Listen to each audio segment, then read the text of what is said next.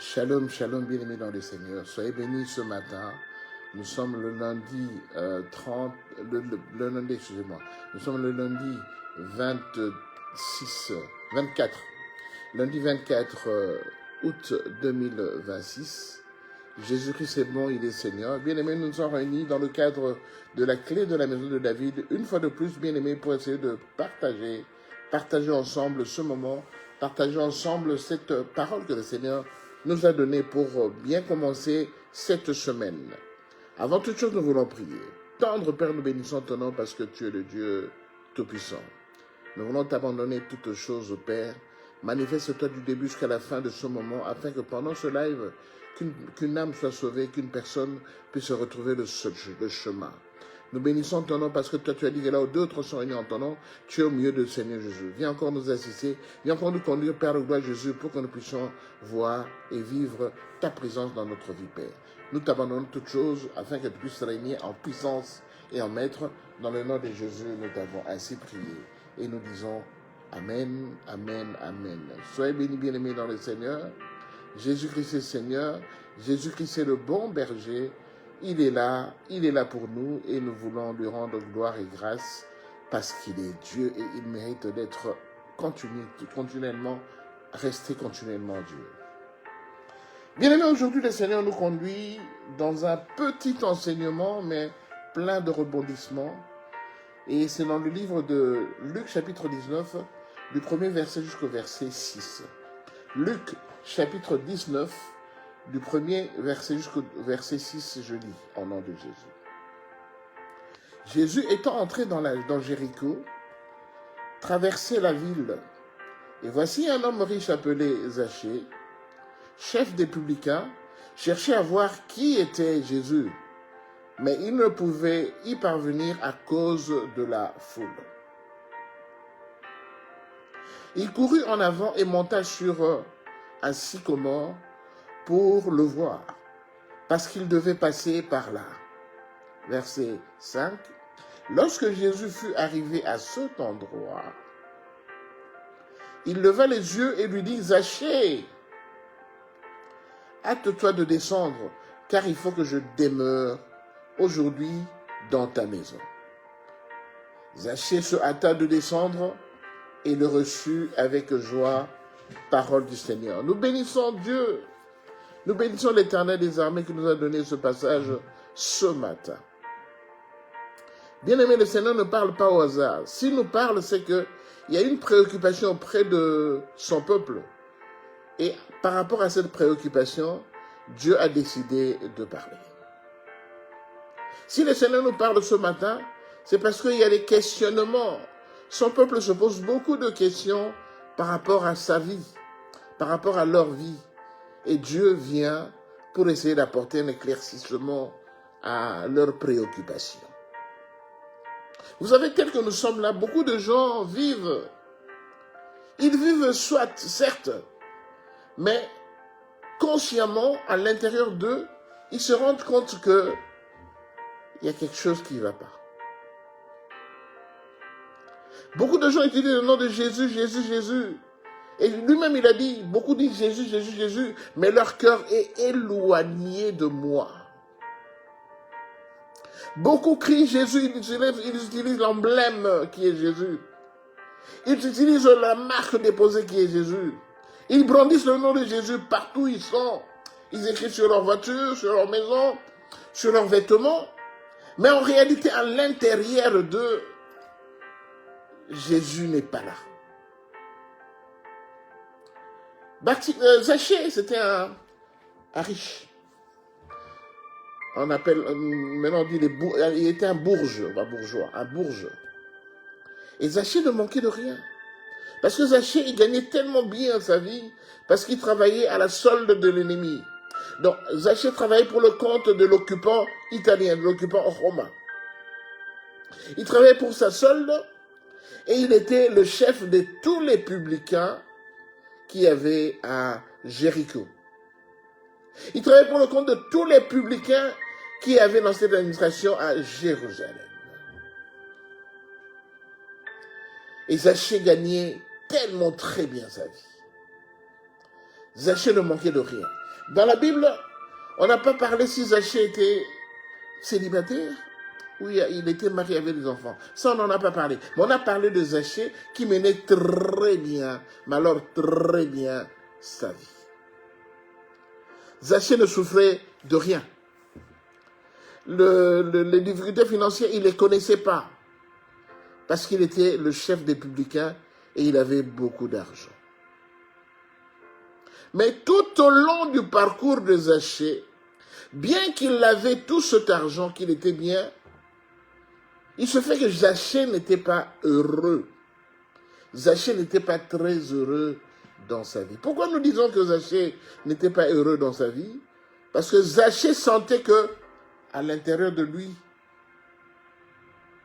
bien qu'il portait le nom de Jésus, bien qu'il parlait de Jésus de temps en temps, mais il sentait très bien qu'à l'intérieur de lui, il était vide. Il était vide. Il y avait un vide. Quand il disait Jésus dans sa bouche, mais dans son cœur, Jésus n'était pas là. Pourquoi nous le disons? C'est parce que Zachée, quand Jésus passait par Jéricho, il a eu envie de rencontrer Jésus. Il a eu envie de voir Jésus. Pourquoi il voulait absolument voir Jésus? C'est parce qu'il sentait qu'en lui, il y avait un vide. Il sentait qu'il était béni, mais malgré sa bénédiction, il sentait que dans son cœur, il n'y avait rien. Malgré que Jésus passait par là, Zachée se disait que je ne suis pas encore digne, parce que je le clame partout, mais en réalité, dans mon cœur, il n'est pas là.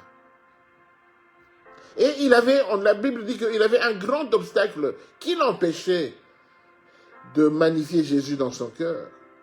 Et cet obstacle, c'était quoi? C'était sa petite taille. Zachée était de petite taille. Et chaque fois qu'il y avait possibilité de voir, d'aller quelque part, d'observer, de scruter, quoi que ce soit, Zachée ne pouvait pas le faire parce qu'il était de petite taille. Chaque fois qu'il y avait la foule, Zachée, il était parmi la foule, dans la foule, mais comme il était de petite taille, il ne savait pas voir réellement qui était devant. Et ce jour-là, à cause de ce handicap, parce que beaucoup de gens ont ce genre de handicap, tu as une petite taille. C'est-à-dire que tu es parmi les gens, tu peux parler comme tu veux, mais ta petite taille, c'est-à-dire c'est tellement qui te donne un sentiment d'infériorité. Tu peux être stérile, tu peux être célibataire, tu peux avoir un handicap physique en toi, et cela représente une petite taille. C'est-à-dire un petit élément qui te disqualifie pendant que les autres sont là. Tu es avec les gens, mais tu es tout le temps maladif. L'hôpital est devenu un endroit approprié pour toi. Tu t'y rends au moins 4 ou 5 fois par mois, parce que tu es de petite taille. Cette maladie t'empêche de vivre normalement. On doit te faire des prises de sang, on doit te tirer du sang 1 ou 2 fois par mois à cause de la maladie que tu as. Parce qu'on doit entreprendre beaucoup d'examens et cela représente pour toi une petite taille. Quand les gens doivent discuter, doivent voyager ensemble, toi, tu ne peux pas être là parce que tu as tout le temps des rendez-vous à l'hôpital pour un contrôle. Quand bien même quand tu voyages avec plein d'appareillages qui font en sorte que tu dois tout le temps contrôler ta glycémie, contrôler ta tension artérielle, contrôler le niveau de saturation de l'oxygène dans ton sang. Donc, tu as une petite taille qui t'empêche de vivre normalement comme tout le monde. Et cette petite taille t'empêche de vivre réellement la vie que Dieu t'a donnée.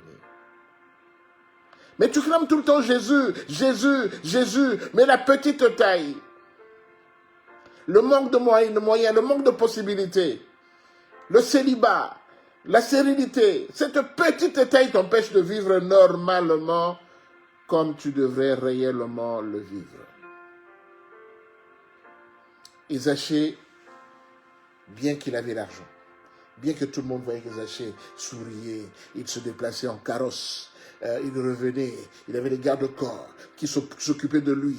Quand il y avait l'embouteillage, les gardes-corps, la gendarmerie venait pour essayer de déblayer le chemin pour que Zachée, le chef des publicains, passe. Tu as tous les honneurs dans la vie. Tu as tous les honneurs. Tout le monde te fait honneur. Mais en fait, en réalité, toi-même, tu n'es pas content. Vous vous souvenez de l'histoire de Naaman. Naaman qui était un général syrien. Plénipotentiaire, plein de pouvoir. Mais Naaman avait un problème. Sa lèpre l'empêchait de vivre normalement. Naaman passait toutes les garnisons, toutes les troupes en revue, parce que c'était le général Naaman. Mais en lui, il avait la lèpre qui le dérangeait. La lèpre qui bouffait son corps. Mais quand il s'est présenté, il était bien habillé, costume, cravate militaire et tout ça, et il avait tous les honneurs. Mais il savait en lui que je suis rien. Parce que tôt ou tard, cette lèpre va me prendre et va partir avec moi. Bien aimé, beaucoup parmi nous aujourd'hui, on est comme des Naaman. Nous avons des problèmes physiques en nous, mais nous nous présentons devant les gens avec tous les orgueils possibles, alors qu'en réalité, nous sommes des gens moribonds. Et Zachée était moribond à cause de sa petite taille. Qu'à cela ne tienne, comme il était rongé par le fait qu'il ne sentait pas la présence de Jésus en lui, il a tout fait pour aller rencontrer Jésus. Pour aller le rencontrer, comment il a fait? Il a trouvé un appui. Il a trouvé un appui pour que cela puisse l'aider à rencontrer le Seigneur. Et cet appui, c'est le sycomore. Cet arbre qu'on appelle le sycomore, il a trouvé un appui à ce niveau-là. Il est monté sur le sycomore. Parce qu'il a dit que quand je monterai sur le sycomore, j'aurai une chance peut-être d'être vu par le Seigneur. Si je monte sur le sycomore, j'aurai peut-être la possibilité de rencontrer Jésus-Christ de Nazareth. Bien-aimé, Naaman s'est appuyé sur le sycomore. Beaucoup de gens aujourd'hui, bien-aimé, à cause de ta petite taille, tu n'arrives pas à rencontrer le Seigneur. Tu n'arrives pas à sentir la présence de Jésus dans ton corps. Et pour cela, qu'est-ce qu'il faut? Il te faut un appui, mon frère. Il te faut un appui, ma soeur. Cet appui peut être beaucoup de choses. Cet appui peut être un frère en Christ. Cet appui peut être ton daddy. Cet appui peut être un membre de ta famille qui essaie de t'encourager, de te remonter le moral en disant « Rien ne va aujourd'hui, mais t'en fais pas, tout ira bien. » Cet appui peut être ta femme, ça peut être ton mari qui n'arrête pas de t'encourager pendant que tu as des difficultés, pendant que tu as des problèmes, pendant que tu as un mal physique. Il est là à ton côté pour t'encourager. Bien-aimé, appuie-toi sur lui.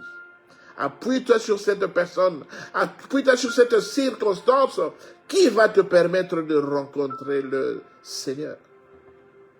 Bien-aimé, le Seigneur a dit, je suis là. Cherchez me cherche en tâtonnant. Beaucoup me cherchent en tâtonnant, alors que je suis là. Invoque-moi, je te répondrai. Je t'annoncerai de grandes choses, des choses cachées que tu ne connais pas. Bien-aimé, tu as besoin d'un appui. Naaman, Zachée, il s'est appuyé sur le sycomore. Et grâce au sycomore, il a rencontré le Seigneur. Mon frère, n'oublie pas, il te faut un appui. Si tu as une petite taille qui t'empêche de voir le Seigneur, tu as besoin d'un appui qui puisse te propulser pour rencontrer le Seigneur. Et chose étrange ce jour-là, quand Jésus passait, quand il s'est approché du sycomore avant de le passer, bien aimé, vous savez, la Bible dit, avant que tu n'ouvres ta bouche, je connais déjà ce que tu veux me dire. Avant que nous commencions à prier, le Seigneur sait déjà de quoi il sera question pendant notre prière. Et Jésus, en s'approchant avec la foule, il a eu juste un réflexe qu'il n'avait pas tout le temps, mais il a eu ce réflexe-là de lever sa tête. Et quand il a levé sa tête, il a rencontré Zachée. Vous savez, bien aimé dans le Seigneur, Jésus-Christ a localisé Zachée pendant que Zachée ne s'y attendait pas. Jésus a localisé. Mon frère, ma soeur, quand tu as une petite taille et que tu as un appui, qu'on le veuille ou pas, le Christ va te voir. Le Christ va te rencontrer. Et Jésus a rencontré. Il a rencontré Zachée. Il a posé le regard sur Zachée et directement il lui a dit, il n'a pas appelé monsieur, il n'a pas appelé citoyen, il n'a pas appelé habitant de Jéricho, non. Jésus lui a dit, Zachée. Bien aimé, il nous connaît par nos noms. Il nous connaît par nos noms. Même si tu vois que Jésus ne fait rien dans ta vie, il nous connaît par ton nom. Il attend que tu puisses poser un acte. Poser un acte pour que lui, il se révèle. Il est Dieu, c'est lui qui nous a créés. C'est normal qu'il connaisse mon nom. C'est normal qu'il connaisse mon nom. Et moi, je le reconnais, il reconnaît ma voix. Parce que quand le berger passe, il reconnaît toutes les brebis qui sont à sa charge. Il reconnaît toutes les brebis, comment ils se comportent. Et quand une brebis est malade, le berger, quand il regarde seulement la brebis, il se rend compte que la brebis est malade. Bien aimé, le Seigneur en a dit, bien aimé, c'est pas ça un peu étrange, que Zachée puisse s'appuyer sur un sycomore à cause de sa petite taille, pour que Jésus le voie, et subitement quand le Seigneur passe, il lève la tête, et il appelle Zachée. Vous savez, la seule fois où Jésus avait levé sa tête pour regarder en haut, c'était pendant qu'il était devant le tombeau de Lazare. Quand il a prié, avant de baisser sa tête et de dire « Lazare, sort ». Il s'était d'abord adressé à son papa, en levant la tête. Et quand il a terminé, il a baissé sa tête, il a dit « Lazare, sort ». Et la Bible dit que le mort sortit, les pieds et les mains liés. Et il a dit « Déliez-le et laissez-le aller ». Bien-aimé le Seigneur, quand Zachée se présentait, il était sur le sycomore, Jésus a eu le réflexe de lever sa tête. Il ne le faisait pas sous ordre, mais ce jour-là, il a levé sa tête et il a dit Zachée, parce qu'il connaissait Zachée. Alléluia. Bien-aimé, Dieu te connaît. Dieu te connaît. Même si tu n'as jamais senti une manifestation de sa part, mais Dieu te connaît. Dieu te connaît et il dit à Zachée, hâte-toi de descendre. Car il faut que je demeure aujourd'hui dans ta maison. Bien-aimé, Jésus savait que Zachée qui était là, il était vide.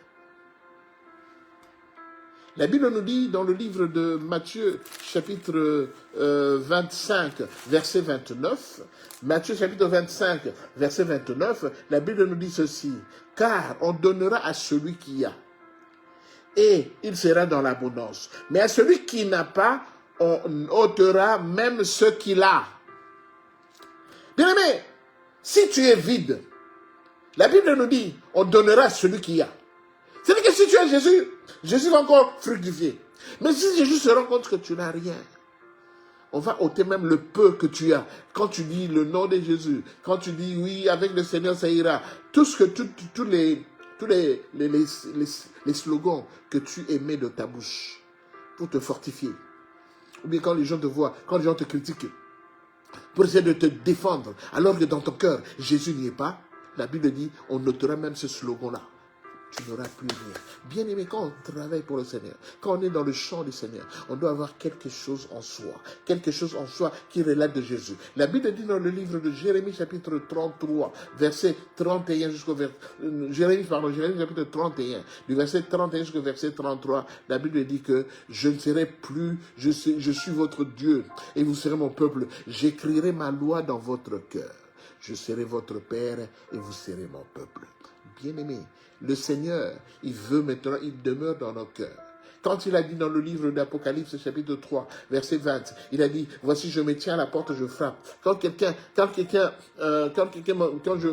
vient à mon nom, je me tiens à la porte et je frappe. Quand quelqu'un entend ma voix et qu'il ouvre la porte, je rentrerai chez lui, je souperai avec lui et lui avec moi. Beaucoup parmi nous, nous disons Jésus, Jésus, Jésus, mais nous n'avons pas donné la place dans notre cœur. C'est pourquoi Jésus se tient seulement devant la porte de notre cœur. Depuis qu'il a commencé à frapper, pour que nous puissions lui ouvrir la porte. Bien aimé, il est toujours demeuré à la porte. Il n'est jamais rentré parce qu'on ne lui a pas donné la possibilité de rentrer. On ne lui a pas ouvert la porte. Mon frère, ma soeur, les temps sont mauvais. Les temps sont mauvais. J'aimerais qu'aujourd'hui, que chacun de nous qui sent qu'il a un vide, que Jésus n'est pas dans son cœur, c'est le moment aujourd'hui de l'appeler. C'est le moment aujourd'hui de prendre la décision de l'appeler pour qu'il puisse demeurer dans ton cœur. Bien-aimés, nous n'allons pas continuer à vivre comme ça, comme des charlatans, comme des gens qui sont démunis de tous les sens. Nous n'allons pas continuer à dire, à clamer Jésus, Jésus, Jésus devant tout le monde, pendant que nous ne faisons pas de Jésus notre demeure. Jésus veut demeurer dans nos cœurs. Et vous savez quoi? Quand Jésus est venu, Zachée l'a amené chez lui. Quand Jésus est venu à Zachée, ils ont commencé à manger. Bien aimé, sans pour autant que Jésus lui demande, Zachée a commencé à dire. Il a commencé à faire la répondance. Lui-même, hein, il dit, je vole beaucoup de choses aux gens qui donnent l'impôt. Donc, je décide de leur rendre le quadruple de ce que je leur ai volé. Jésus n'a rien demandé. Mais seulement la présence de Jésus fait en sorte que Zachée a lâché. Parce que Zachée a ouvert son cœur et il a commencé lui-même la réparation de tous les mal qu'il a fait. Mon frère, ma soeur, ça fait autant d'années que tu es dans le Seigneur. Ça fait autant d'années que tu pleures. Ça fait autant d'années que tu pries Jésus. Mais regarde un peu dans ton évolution. Rien ne va. Il y a toujours un vide. Parce que Jésus n'est pas dans ton cœur. Dans ton cœur, c'est les problèmes du monde. C'est les soucis du monde. Dans ton cœur, c'est ta maladie qui est là. Dans ton cœur, c'est ton manquement, c'est tes manquements qui sont là. Mais Jésus, il voudrait que nous puissions faire de lui la première place. Jésus voudrait qu'il puisse occuper la première place dans nos vies. Bien-aimé, même si tu manques, même si je manque, comme j'ai toujours dit, bien-aimé, même si je n'ai rien, mais aussi longtemps que Jésus-Christ est dans ma barque, même s'il est endormi, je suis content. Même s'il est endormi, mais il est présent dans mon cœur. Il est présent dans ma barque. Mon frère, ma soeur, c'est ce que le Seigneur te dit. Zachée, Jésus n'était pas présent dans sa barque. C'est pourquoi il sentait qu'il y avait un vide. C'est pourquoi il sentait que malgré l'argent que j'ai, je vais succomber parce que Jésus n'est pas dans mon cœur. Et c'est pourquoi il a cherché absolument à rencontrer le Seigneur. Aujourd'hui, le Seigneur te dit que pour commencer cette semaine, il sent que tu as un vide. Il sent qu'il y a un vide dans ton cœur. Et ce vide-là doit être comblé par Jésus.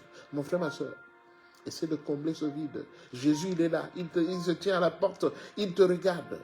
Il a dit, quand les fondements sont ébranlés, le juste, que fera-t-il? Parce que le Seigneur, il est dans son saint temple. Il t'observe. Il suffit de l'appeler. Il suffit de l'appeler. Seigneur Jésus, j'ai besoin de toi. Seigneur Jésus, viens combler mon cœur. Seigneur Jésus, viens remplir mon cœur. Je sens que je suis vide. Sans toi, je n'évoluerai pas. Bien-aimé dans le Seigneur, ne fais pas une grande prière. Une petite prière de foi. Une petite prière de foi. Bien-aimé, partagez cet enseignement. C'est un enseignement qui est classique. Hein? Un enseignement classique. Ce n'est pas des enseignements terre à terre. Mais un enseignement classique. Ouvre seulement la bouche, dis, Seigneur, je sais que tu n'es pas présent dans mon cœur. Mais j'ai besoin de toi. S'il te plaît. S'il te plaît, Seigneur, fais-moi grâce. S'il te plaît, papa, je suis à ta disposition. S'il te plaît, papa, j'ouvre mon cœur. Fais-moi grâce. Remplis mon cœur de ta présence. J'ai besoin de toi, Seigneur. J'ai besoin de toi, l'homme de Galilée. La Bible déclare, quiconque invoquera le nom du Seigneur sera sauvé. Père de gloire, je t'invoque ce soir. Regarde comment mon frère vit. Regarde comment ma soeur vit. Regarde comment il était, comment Zachée était. Il a exprimé le désir de te rencontrer, Seigneur. Ce matin également, je voudrais que mon frère et ma soeur puissent se rencontrer, Seigneur. Père de gloire, viens habiter, viens inonder mon cœur. Seigneur, je veux vivre dans la joie, je veux vivre dans la paix, mais inonde de ta présence en mon cœur. J'ai besoin de toi, Seigneur Jésus. J'ai besoin de toi, Seigneur. La Bible déclare, venez à moi, vous tous qui êtes fatigués et chargés, je vous donnerai du repos. Père de gloire, que cette semaine soit une semaine exceptionnelle pour mon frère, soit une semaine exceptionnelle pour ma soeur. Oh Jésus de Nazareth, Père, si nous ne crions pas auprès de toi, auprès de qui crions-nous encore, Seigneur? Seigneur, parce que c'est toi qui as les paroles de la vie. Seigneur, je t'en conjure, je t'en supplie, Père de gloire. Je t'en supplie, parmi tous les amertumes que nous connaissons, je t'en supplie, Père de gloire. Inonde nos cœurs ce matin. Inonde nos cœurs. Remplis-nous de ta présence, Père. Remplis-nous de ta présence, parce que la Bible dit que ta présence, c'est l'exclusion totale de l'ennemi. Je te bénis ce matin. Je te bénis pour mon frère et ma soeur. Je te bénis pour cette semaine merveilleuse que tu nous as donnée, Père de gloire, afin que nous puissions encore retourner auprès de toi et combler le vide. Combler le vide. Combler ce vide qui est dans notre cœur. Nous avons besoin de toi, Seigneur. Remplis-nous de ta présence. Remplis-nous de ta puissance, car tu es ce Dieu puissant qui a dit, j'écrirai ma loi dans votre cœur, je serai votre Père et vous serez mon peuple. Seigneur, que ta volonté s'accomplisse dans la vie de mon frère, dans la vie de ma soeur, et que ta volonté, Père, gloire Jésus, puisse crier fort que nous avons trouvé le Christ et il nous a bénis. Merci de ton amour, merci pour ta puissance, merci pour la paix que tu nous donnes, que cette semaine soit une semaine remplie de ta puissance, remplie de bénédictions, Père de gloire, parce que quand tu nous bénis, Père de gloire, tu as dit, je bénirai ceux qui te béniront et je maudirai ceux qui te maudiront. Merci pour la bénédiction que tu octroies auprès de mon frère et de ma soeur. Merci pour la paix que tu nous donnes, car tu es le Dieu Tout-Puissant et c'est en toi qu'appartiennent toutes choses. Dans le nom de Jésus, nous t'avons ainsi prié. Amen, amen, amen. Soyez bénis, mes amis. Ne restez plus vide. Cherchez à combler le vide qui est en vous par la présence du Seigneur. S'il le veut bien, on se revoit le vendredi prochain pour une autre histoire. Soyez bénis. Shalom. Shalom.